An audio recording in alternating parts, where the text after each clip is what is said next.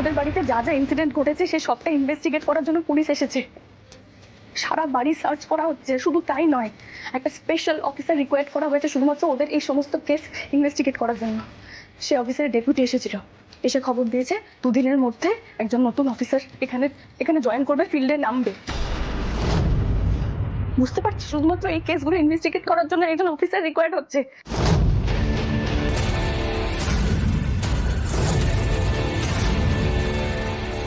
দিদি দিদি আমাদের বাড়ির প্রত্যেকের সঙ্গে যোগাযোগ করবে, ওরা তদন্ত করবে, ওরা জিজ্ঞাসাবাদ করবে। বুঝতে পারছিস আমার কথা তুই?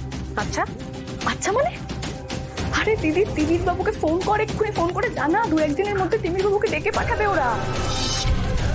যদি হুট করে কোথাও চলে গিয়ে থাকে, যদি না জানিয়ে কোথাও চলে গিয়ে থাকে, ডাকলে আবার পাওয়া যাবে না, তখন আরেক বিপদ। আর শোন, এই 2 মাসে এই বাড়িতে যারা যারা এসেছিল, যারা যারা গেছে, সবকিছুর একটা লিস্ট তৈরি করা হবে। বুঝতে পেরেছিস আমার কথা? আচ্ছা আচ্ছা ঠিক আছে উজি কাম ডাউন। তুই এত টেনশন করিস না, আমাদের তরফ থেকে কোনো সন্দেহজনক কিছু পাবে না। শোন, তুই মন দিয়ে আমার কথাটা আগে শোন। এখন তুই যে কাজটা আমাকে দিয়েছিস না, সেটা করা ইম্পসিবল দিদি। আমার পক্ষে ওটা করা খুবই বিপজ্জনক হবে, আমি করতে পারবো না দিদি। পুলিশের সাইবার টিম আছে, ঠিক আছে? তুই যদি এখন যদি আমি ডিজিটাল লকার হ্যাক করতে যাই, ওরা সাইবার টিম দিয়ে তোর লোকেশন ট্র্যাক করে ফেলবে, ধরে ফেলবে তোকে ওরা। উজি তুই কেন বুঝতে পারছিস না? তুই যেখান থেকে দাঁড়িয়ে ফোনটা করছিস সেটাও বিপজ্জনক। তুই এভাবে ফোন করিস না ওখান থেকে যখন তখন। আর শোন, পুলিশের যদি সাইবার ডিপার্টমেন্টের এক্সপার্ট থেকে থাকে না, তাহলে আমাদেরও আছে। তোর দিদিও কিন্তু কম এক্সপার্ট না। নেহাত আমার গরিব ঘরে জন্ম হয়েছে তাই, না হলে এতদিনে আমেরিকাতে আইটি কোম্পানি খুলে ফেলতে পারতাম। কিন্তু সেটা তো এই জন্মে আর হবে না। তাই ভারতবর্ষের পুলিশ অন্তত জানুক যে সাইবার ক্রাইম জগতে সবার বাপের বাপ এসছে, আর সেটা হলাম আমি, নিশা। আজকে রাত্রির মধ্যে ডিজিটাল লকারের পাসপোর্টটা আমার চাই।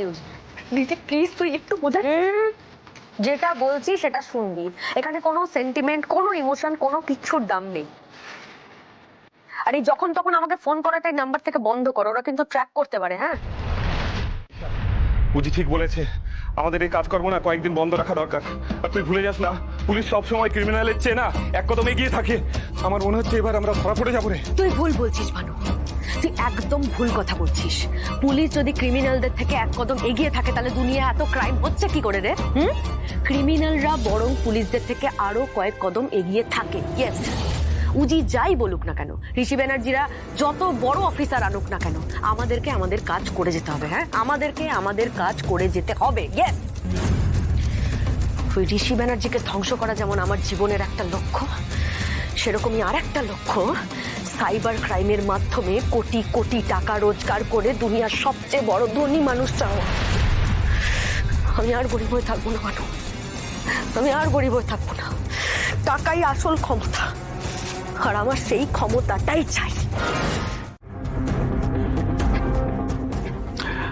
অফিসার কিন্তু সবার সাথে কথা বলবেন। হ্যাঁ হ্যাঁ, বাবা তো এখানে নেই, বাবা বাইরে আছেন। আমাকে না দিদিকে ফোন করে একবার জিজ্ঞেস করতে হবে বাবা কবে আসবেন কিনা, দিদি কিছু জানে কিনা। তুমি বিভা আর অচ্যুতানন্দ মহারাজকে ডেকে নাও। আচ্ছা ঠিক আছে। আর বাবাকে ফোন করে বলে দাও উনি যেন অ্যাজ আর্লি অ্যাজ পসিবল কলকাতায় চলে আসে। আমি আজকেই বলে দিচ্ছি। বুঝতেই তো পারছো যে ঘটনাটা ঘটে গেছে নেহাত ছোটখাটো নয়, কিন্তু যথেষ্ট বড় একটা অপরাধ। আর স্পেশাল অফিসার যখন সবার সাথেই কথা বলতে চেয়েছেন, শিবনারায়ণ বাবুকে কিন্তু কলকাতায় আসতেই ওনাকে ভালো করে বুঝিয়ে বলে দিও কথাটা।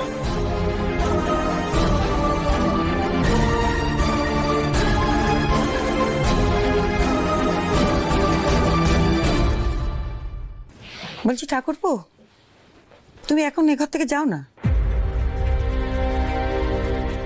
মানে দেখছো তো কেয়া ঘুমোচ্ছে, এত বক বক বক করছে, ওর অসুবিধা হবে না? ঘুমোতে পারবে না তো। আর তাছাড়া এসব কথা বলার এখানে কোনো প্রয়োজন আছে না, মানে আছে বলো তো? কেন বলছো এসব কথা? হ্যাঁ হ্যাঁ ঠিকই তো। সরি বৌদি, আমি আসছি।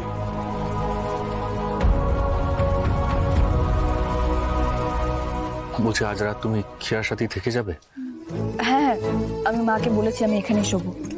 আমি জামা কাপড় বের করে দিয়ে এসেছি, আপনি ফ্রেশ হয়ে নিন, আমি আসছি।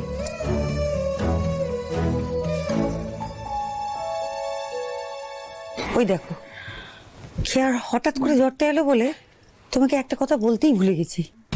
কি কথা মা? আজকে পিকু আসছে বোর্ডিং থেকে। পিকু? পিকুকে?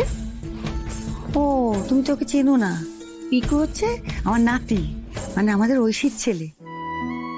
আসলে তোমাদের বিয়ের সময় না ও আসতে পারেনি, মানে বোর্ডিং থেকে ছুটি দেয়নি। এইবার আসছে, এইবার তোমার সঙ্গে আলাপ হবে ওর। দাঁড়াও তো, ঐশীকে ডাকি। ঐশী, এই ঐশী। কি গো মা, তুমি এরকম ভাবে ডাকছো কিরকম? বোন তুই শো, তুই শো শো শো শো মা, নাকি শোটা বলতে কি? আরে এরকম ভাবে চিৎকার করে কেন ডাকছো? তো ও তো যখন রেস্ট করছে। কি হয়েছে বলো এবার। এই আসলে পিকুর কথা বলতে গিয়ে আনন্দে না চেঁচিয়ে ফেলেছি। যাকে বলছি, কতটা এলো, মানে শঙ্খ গেছে তো এয়ারপোর্টে আনতে ওকে? হ্যাঁ, তোমার নাতি ফিরছে, নিয়ে আসছে শঙ্খ ওকে।